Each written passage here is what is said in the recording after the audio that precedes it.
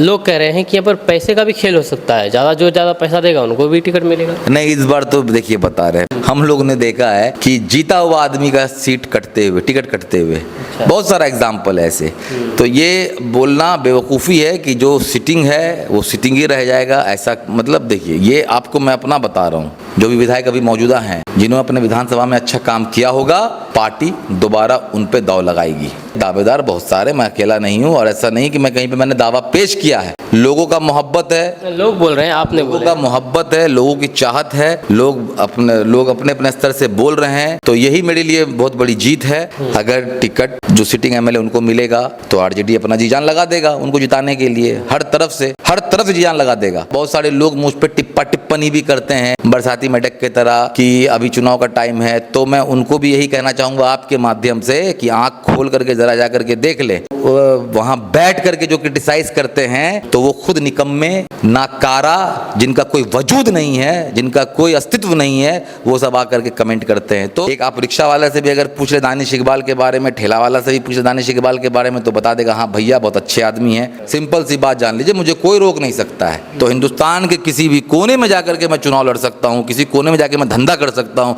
किसी कोने में जाकर के मैं बच सकता हूँ, क्योंकि मैं हिंदुस्तान का नागरिक हूँ और संविधान मुझे इस बात का इजाज़त देता है। कि मास्टर मुजाहिद का जो कार्यकाल रहा 6 साल, 6.5 साल, और अभी जो इजहार स्पीकर का जो कार्यकाल रहा 5 साल, दोनों में क्या डिफरेंट आप पाते हैं? जाते हैं क्षेत्र में, देखते हैं कभी कभी उधर, तो ऐसे लोगों पे सर्वे हो रहा है, और अगर सर्वे में अगर कहीं ना कहीं मान लीजिए कि जो दावेदार में जो आदमी होगा उसका वोट बैंक ज़्यादा होगा, उसको लोग ज़्यादा पसंद करेंगे, तो हो सकता है कि उनको भी टिकट मिल सकता है। मेरे इस जगह पे, मेरे कॉलेज में बहुत सारे लोग मुझसे मिलने आते हैं अपने अपने समस्याओं को लेकर के, जहाँ तक हो सकता है मैं उसका भी निवारण कर सकता हूँ। आप जिनका जन्म स्थल वहाँ पर है, जो पैदा वहाँ पर हुए हैं, वहाँ से कमा रहे हैं, खा रहे हैं, अपना रोजगार बना रहे हैं, कल को उन्हीं को बोला जाएगा भाई तुम इस जगह के हो ही नहीं। अब बताइए वो सब क्या करेंगे, कहाँ जाएंगे? तो सरकार कुछ नहीं, सरकार लोगों को पागल करने का काम कर रही है। अस्सलाम वालेकुम, आदाब, नमस्कार, मेरा नाम फिरदौस गनी है, आप केडीवी लाइव देख रहे हैं।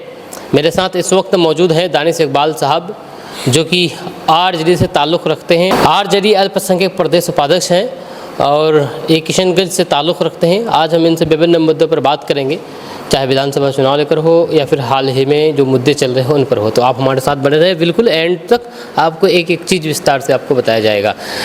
जैसे कि आपको पता है कि तेजस्वी यादव जी 28 तारीख को किशनगंज आ रहे हैं। किशनगंज के किसान कॉलेज में, कोचादामन के किसान कॉलेज, सुंदरबाड़ी किसान कॉलेज में आ रहे हैं। यहाँ पर मास्टर मुजाहिद साहब आरजेडी का दामन थामेंगे, और भी बहुत सारे मुद्दे जिस पर हम बात करना चाहेंगे दानिश इकबाल साहब से। तो आप हमारे साथ बने रहे। सबसे पहले दानिश इकबाल साहब, आपका बहुत बहुत स्वागत है हमारे चैनल पर। जी बहुत बहुत शुक्रिया, और आपके माध्यम से जितने भी लोग अभी इस समय इस वीडियो को देख रहे हैं, आपके माध्यम से मैं सभी दर्शकों को दिल से सलाम अदा नमस्कार करता हूं। विधानसभा चुनाव की तैयारी लगभग सभी कर रहे हैं और मुश्किल से 3-4 माह और मतलब कि चुनाव का समय है। क्या तैयारी चल रही है आपके तरफ से? आप आरजेडी से जुड़े हुए हैं। तैयारी यही चल रही है कि आने वाले आगामी विधानसभा में 2025 में तेजस्वी जी को कैसे मुख्यमंत्री बनाना है, इन पे सारे गठबंधन के लोग जी जान से लगे हुए हैं। सारे कार्यकर्ता पंचायती स्तर से लेकर के बूथ स्तर तक, शहरी स्तर से लेकर के चौक चौराहे तक, वार्ड तक, गली नुक्के चौराहे तक, हर लोग मैदान में उतरे हुए हैं और अपने अपने स्तर से जी जान से मेहनत कर रहे हैं, ताकि आने वाली जो सरकार दवाई, सिंचाई, बुनाई, कमाई और पढ़ाई के बारे में खाली सोच सके, और बिहार के भविष्य को, कि बिहार का जो भविष्य और कैसे उज्जवल हो सके, उसके बारे में सिर्फ और सिर्फ बात कर सके। जैसे कि आपने कहा है कि मुख्यमंत्री बनाने के लिए तेजस्वी यादव को सभी मेहनत कर रहे हैं, तो मुख्यमंत्री तेजस्वी यादव तभी बनेंगे जब क्षेत्र में विधायक बनेंगे आरजेडी के या फिर महागठबंधन के। तो फिर क्षेत्र में क्या तैयारी चल रही है? तो यही तो मैंने आपको बोला कि तेजस्वी यादव जी को मुख्यमंत्री अगर बनाना है तो विधायक तो बनने ही बनने हैं, ये तो जाहिर सी बात है। तो मैंने आपको क्या कहा कि अपने अपने स्तर से हर चौक चौराहे, गली नुक्कड़, पंचायत, वार्ड, गांव, मोहल्ला, हर जगह कार्यकर्ता लगे हुए हैं कि अपने पार्टी को, इंडिया गठबंधन को मजबूती के साथ, पूर्ण बहुमत के साथ विधानसभा में भेज करके अपना जो मजबूती को प्रदान करना है और तेजस्वी जी को किस तरीके से मुख्यमंत्री बनाना है। उसी कयास में आप अभी जान रहे होंगे कि परसों 28 तारीख को तेजस्वी यादव जी का आगमन हो रहा है सोनथा में, और उसी कयास में जो है मुजाहिद साहब का जो है विधि पूर्वक उनका समागम जो है राजद में होने जा रहा है। और तमाम जितने भी कार्यकर्ता हैं, जितने भी नेतागण हैं, जितने भी पदाधिकारीगण हैं, सारे के सारे लोग उस दिन वहाँ पे मौजूद रहेंगे और पार्टी में एक नई ऊर्जा, नया उमंग, नया जोश आएगा।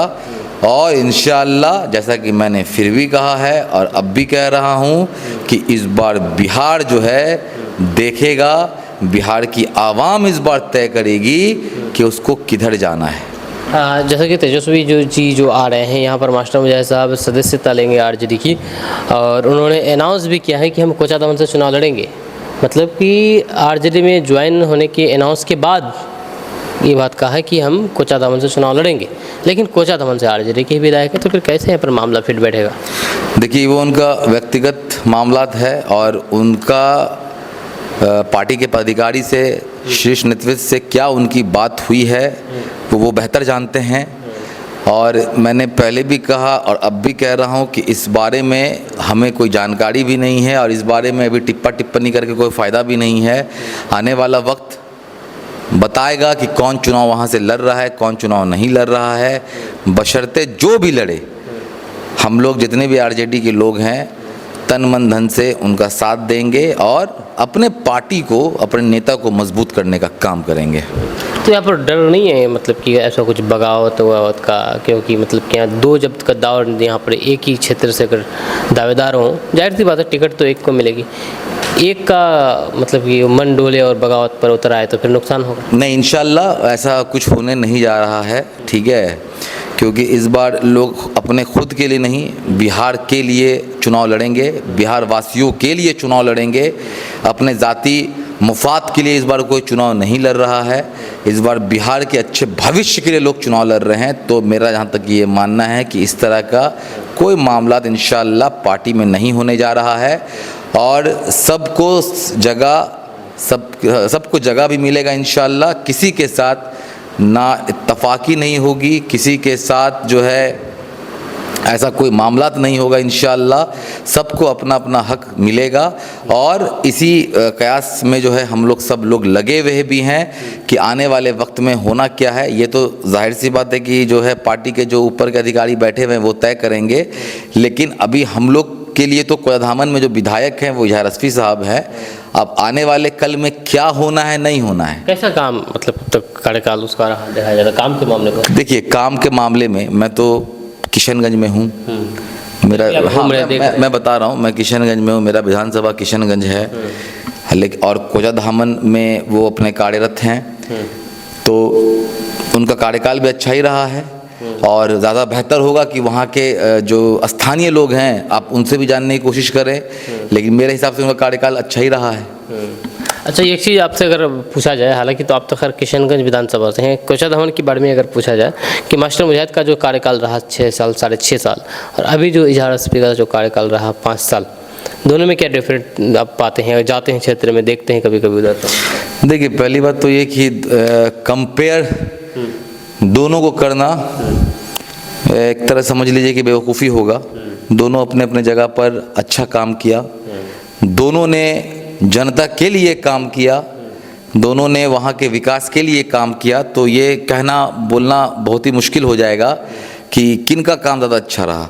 और क्योंकि हमारे दोनों पार्टी के नेता हैं, ये बात अगर आप उनसे पूछें जो किसी पार्टी में नहीं है, वहाँ के स्थानीय लोग हैं, वो आपको बेहतर बता पाएंगे कि किन का कार्यकाल अच्छा रहा। अच्छा, चलिए हम ये इस सवाल से हट जाते हैं, अब दूसरे सवाल में आते हैं कि टिकट को लेकर के, जैसे कि तेजस्वी यादव ने भी एक बार अनाउंस किया था भरी सभा में, महफिल में, कि इस बार जो टिकट दिया जाएगा बिल्कुल ठोक करके टिकट दिया जाएगा, बजा करके टिकट दिया जाएगा, किसी की पैरवी नहीं चलेगी, जो जिताव होगा उन्हीं को टिकट दिया जाएगा, जिताव कैंडिडेट। तो अभी मौजूदा जो भी आपके आरजेडी के या फिर कांग्रेस के विधायक हैं किशनगंज जिला में, चारों विधानसभा में, क्या देखते हैं उन सब के बारे में इस मामले पर? देखिए, जैसे कि मैं अब भी कह रहा हूँ और मैं पहले भी यही कहता हुआ आ रहा था कि ये जो फैसला है, टिकट बंटवारे का जो फैसला है, ये पार्टी के आला अधिकारी पे छोड़ दिया जाए। दूसरी बात कि आवाम इस बार जो है, जो उनके हिसाब से जो नेता उनके लिए खड़ा रहेगा, जो उनके लिए काम किया होगा, जो उनके लिए 24 घंटा सोच रहा होगा, जो उनके लिए हर मुमकिन कोशिश कर रहा होगा, तो मेरे जहाँ तक कि मेरा ख्याल है कि जनता वैसे इंसान को ज़रूर पसंद करेगी। अभी सर्वे भी हो रहा है, सर्वे के हिसाब से हर विधानसभा में 10 कैंडिडेट, 5 कैंडिडेट, 12 कैंडिडेट ऐसे इस तरीके से हैं पार्टी में जो कि दावेदारी कर रहे हैं। कुछ लोग खुल के कर रहे हैं, कुछ लोग चुपचाप से अपना है कि मौका मिलता है तो ठीक है। तो ऐसे लोगों पे सर्वे हो रहा है और अगर सर्वे में अगर कहीं ना कहीं मान लीजिए कि जो दावेदार में जो आदमी होगा उसका वोट बैंक ज़्यादा होगा, उसको लोग ज़्यादा पसंद करेंगे, तो हो सकता है कि उनको भी टिकट मिल सकता है। लेकिन यहाँ पर मामला ये भी सामने आया है कि लोग कह रहे हैं कि यहाँ पर पैसे का भी खेल हो सकता है, जो ज़्यादा पैसा देगा उनको भी टिकट मिलेगा। नहीं, इस बार तो देखिए बता रहे हैं, पहली बात तो ये है कि ऐसा ना पहले हुआ है, ना अब हुआ है और ना आगे होगा। यहाँ पर नेता चाहिए। पैसे से अगर आप टिकट खरीदेंगे तो आप खुद सोचिए, वो पैसे को पहले तो रिकवर करने में वो रिकवर करेगा कहाँ से?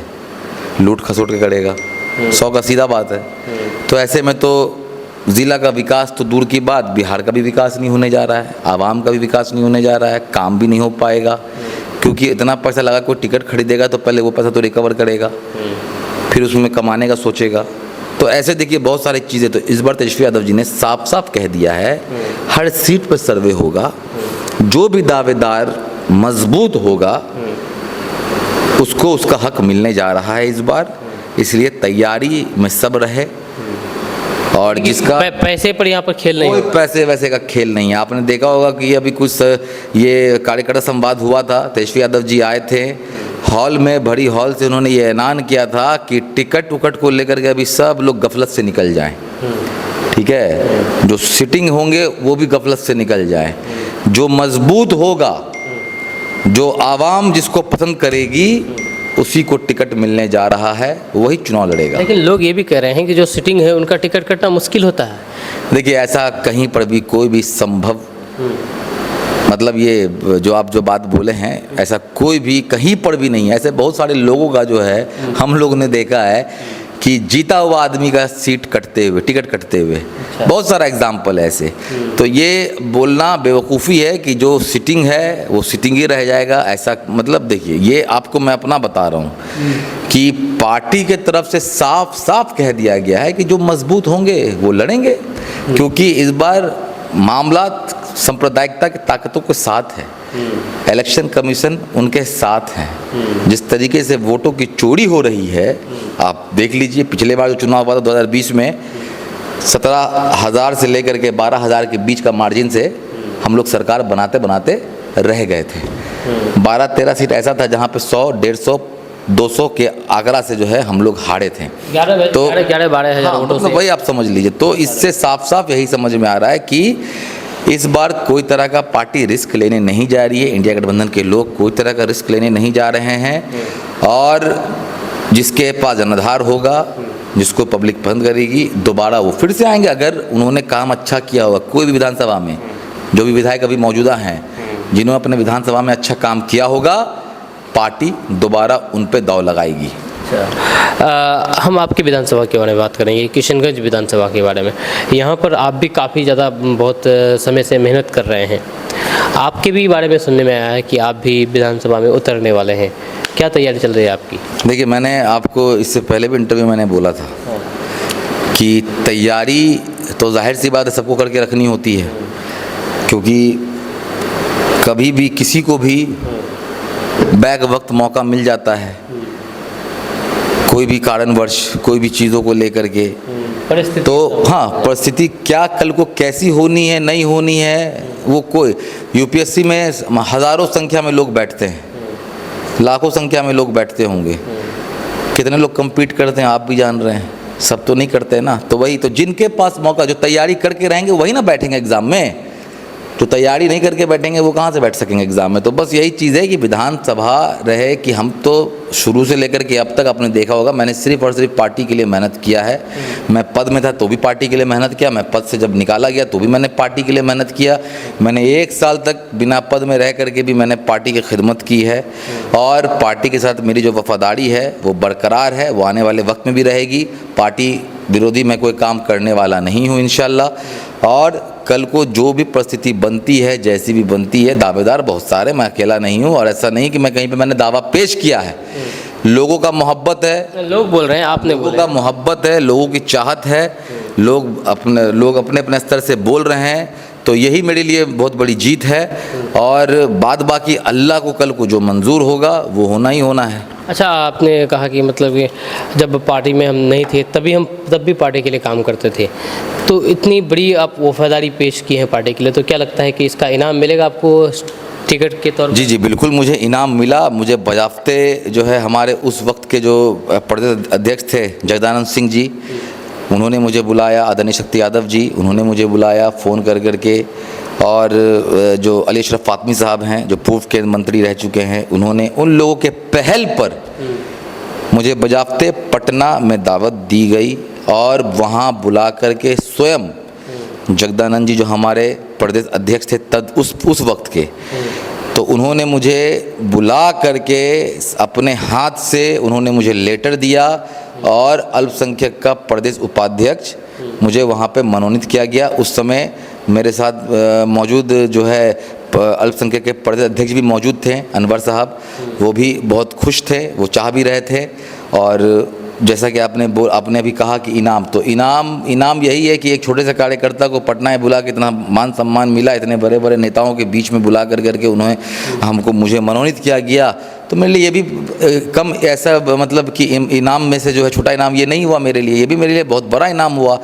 और क्योंकि ये तो आपके लिए इनाम हुआ, लेकिन हम वो गिफ्ट समझते हैं जो टिकट वाली गिफ्ट हो। आप देखिए, टिकट वाली जहाँ तक की गिफ्ट होगी वो तो मैं आपको क्या बोलूँ, मैंने फिर से कह रहा हूँ कि वो तो पार्टी के आला अधिकारी तय करते हैं। मेरे से और बड़े बड़े दिग्गज लोग यहाँ पर अभी हैं, मौजूद हैं, मेरे से बड़े बड़े दिग्गज लोग भी यहाँ पे मौजूद हैं। सिटिंग एमएलए खुद यहाँ पर कांग्रेस के ही हैं।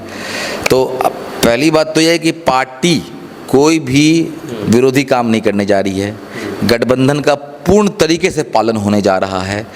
अगर टिकट जो सिटिंग एमएलए उनको मिलेगा तो आरजेडी अपना जी जान लगा देगा उनको जिताने के लिए, हर तरफ से जी जान लगा देगा।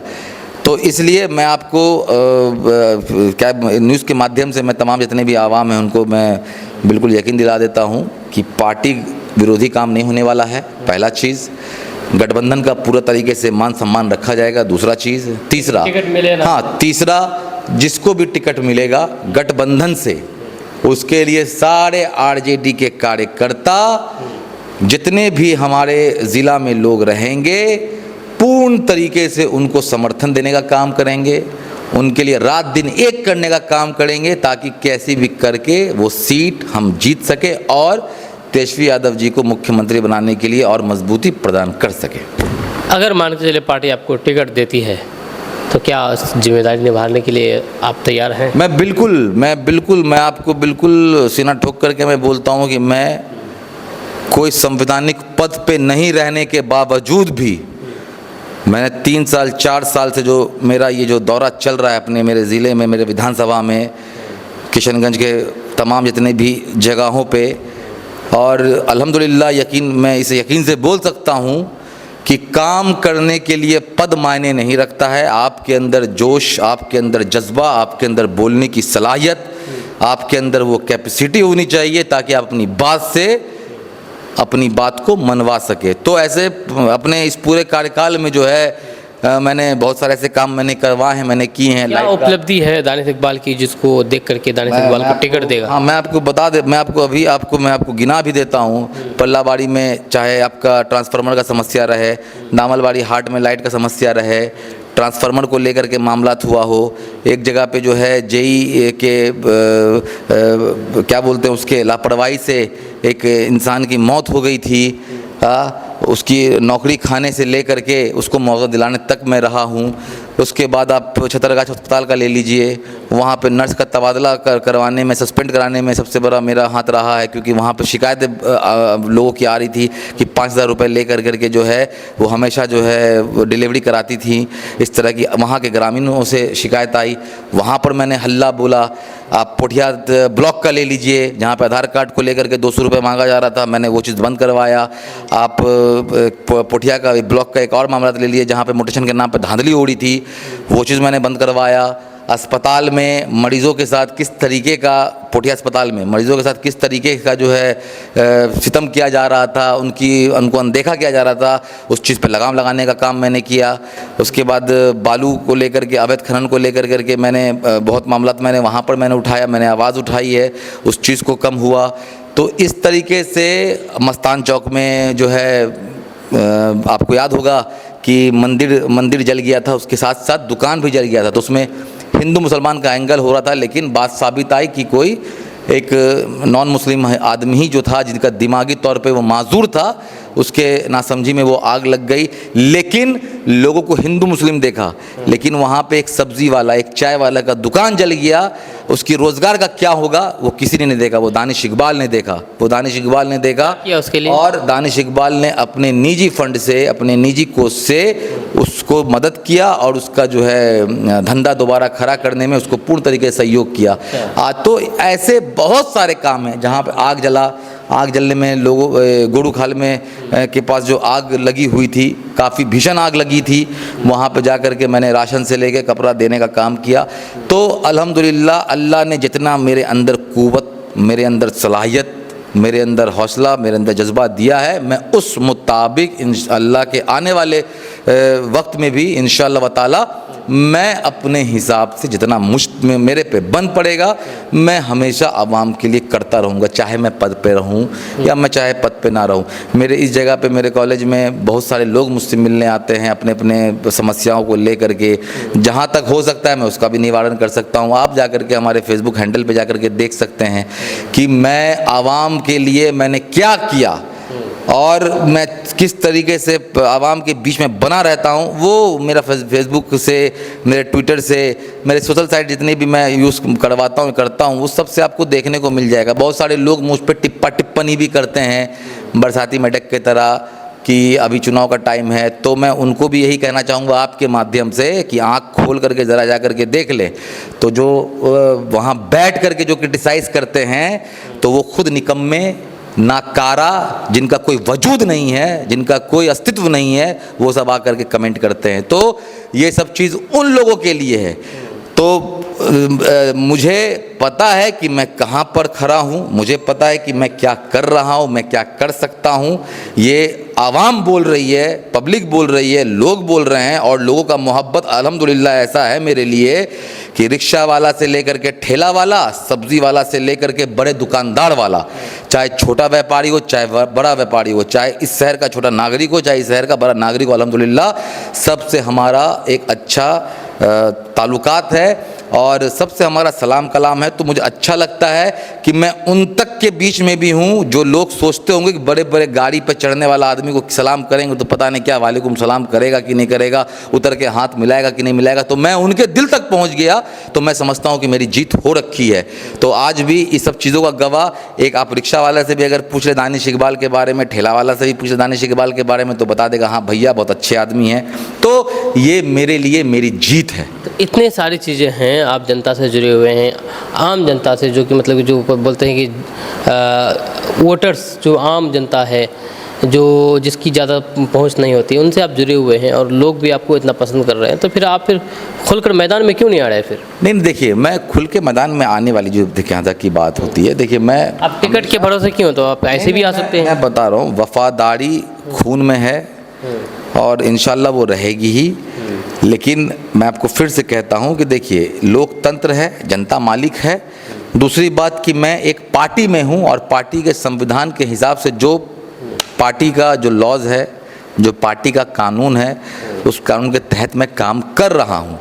मैं आपसे फिर से कह रहा हूँ कि पार्टी में जितने भी आला अधिकारी जो बैठे हुए हैं वो देख रहे हैं कि कौन कितना मजबूत है, किसके पास जनाधार है, कौन क्या कर सकेगा, वो आने वाला वक्त तय करेगा। और अगर मुझे पार्टी को लगता है कि मैं उस लायक अगर हूँगा या मेरे बारे में अगर एक अच्छा रिपोर्ट अगर जाएगा तो हो सकता है कि मुझे मौका मिलेगा। तो मैं तैयारी तो मेरी चल ही रही है, मेरी भरपूर तैयारी चल रही है इंशाल्लाह, और अच्छे तैयारी चल रही है। और मैं हर एक लोग तक पहुंचना चाहता हूं, एक एक लोग तक, जिस लोग तक आज तक कोई नहीं पहुंच सके हैं। अच्छा दानिश इकबाल साहब, आप इतना हैं, लोगों के बीच में पकड़ है, विधानसभा के लोग भी आपको जानते हैं, पहचानते हैं, और अच्छा अखलाक भी है उन लोगों के साथ आपका। लेकिन आपको कुछ जो जिला अध्यक्ष है आपका, वो आपको पूर्णिया के बता रहे हैं कि आप पूर्णिया से आए हैं यहाँ पर, इस तरह के आरोप आप कर रहे हो। देखिए, ये कोई आरोप वाली बात नहीं है। अगर माननीय अध्यक्ष जी अगर बोल रहे हैं कि मैं पूर्णिया का रहने वाला हूँ, तो इसमें कोई गलत थोड़ी ना है।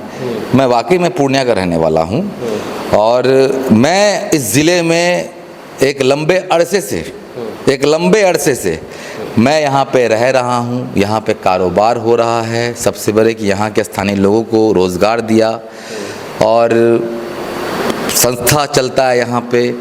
और मेरी अल्हम्दुलिल्लाह अल्लाह के फजल करम से इत्तफाक से शादी भी मेरी जो है किशनगंज में हुई है, पुठिया में, चिचवा बाड़ी जो गांव आपने सुना है, वहीं पे मेरा ससुराल है। वहाँ के जो है उधर नैमुल जो है हमारे बड़े साला हो गए जो मुखिया हैं। और अरफिन साहब के मैं दामाद हूँ, जिनका एक अपना बोलबाला है, उनका एक अपना रसूख है। तो मैं उस घर से बिलोंग कर रहा हूँ। तो मेरा ससुराल रहे कि चाहे मेरा घर रहे, अल्हम्दुलिल्लाह दोनों मजबूत है, हर मामले में मजबूत है, हर चीज़ों में मजबूत है। तो इससे मतलब जो उनके कहने के मुताबिक उन्होंने कुछ गलत नहीं कहा कि मैं पूर्णिया से हूँ। हाँ, अब यही है कि मैं यहाँ पे एक लंबे अरसे तक हूँ, और मैं बस यही कहूँगा कि यहाँ के हर एक चीज़ों में मेरा बराबर का भागीदारी है। यहाँ के हर एक चीज़ों में मैंने नेशनल गेम खेला, किशनगंज को रिप्रेजेंट किया, 600 में 600 जी मैं मेंस फिजिक एथलीट में मैं जब नेशनल गेम खेल करके मैं आया 2022 में, तो तकरीबन 650 लोगों में मैं टॉप 6 में मैं आया, जिसका कवरेज भी अच्छा खासा मुझे मिला। तो मैंने वहाँ पे पूर्णिया को नहीं, मैंने किशनगंज को रिप्रेजेंट किया। मेरे हर जगह पे आज वही है कि मैं किशनगंज का हूँ, मैं किशनगंज का रहने वाला। जन्म आपका पूर्णिया में अलग बात है, लेकिन आप जो किशनगंज को आप अपना लिए। हाँ, मैं आज के दौर पे मेरा रहना खाना सहना, यहाँ से मुझे रोजी रोटी सब चीज़ मुझे आज के इज्जत मान सम्मान हर एक चीज़ मुझे किशनगंज से मिला है। तो मैं सीधी बात है कि मैं यहाँ का बाशिंदा हूँ। मैं यहाँ पे अपना अब घर बसा लिया, मैं यहाँ पे रह लिया, मैं अपनी पूरी फैमिली इंटायर के साथ मैं यहाँ रह रहा हूँ। अब उसके बाद अगर किसी को लगता है फिर भी, तो वो चीज़ कोई नहीं। दूसरी बात कि हिंदुस्तान का मैं नागरिक हूँ, मैं हिंदुस्तान का नागरिक हूँ। संविधान के हिसाब से हिंदुस्तान के किसी भी कोने में जाके मैं रह सकता हूँ, वहाँ से मैं चुनाव भी लड़ सकता हूँ। जैसे पप्पू यादव भी है, मुझे कोई रोकने वाला नहीं है। सिंपल सी बात जान लीजिए, मुझे कोई रोक नहीं सकता है। तो हिंदुस्तान के किसी भी कोने में जाकर के मैं चुनाव लड़ सकता हूँ, किसी कोने में जाकर मैं धंधा कर सकता हूँ, किसी कोने में जाकर के मैं बस सकता हूँ, क्योंकि मैं हिंदुस्तान का नागरिक हूँ और संविधान मुझे इस बात का इजाज़त देता है। एक लास्ट सवाल ही रहेगा आपसे। सम्राट चौधरी ने कहा कि सीमांचल किशनगंज में घुसपैठिए हैं, इसलिए इतना आधार कार्ड बन रहा है, इतना मतलब निवास प्रमाण पत्र बन रहा है। क्या सीमांचल में उसको, जबकि वो उप मुख्यमंत्री है, केंद्र में उनकी सरकार है, स्टेट में भी उनकी सरकार है, तो बयानबाजी छोड़ करके डायरेक्ट कार्रवाई क्यों नहीं कर रही फिर?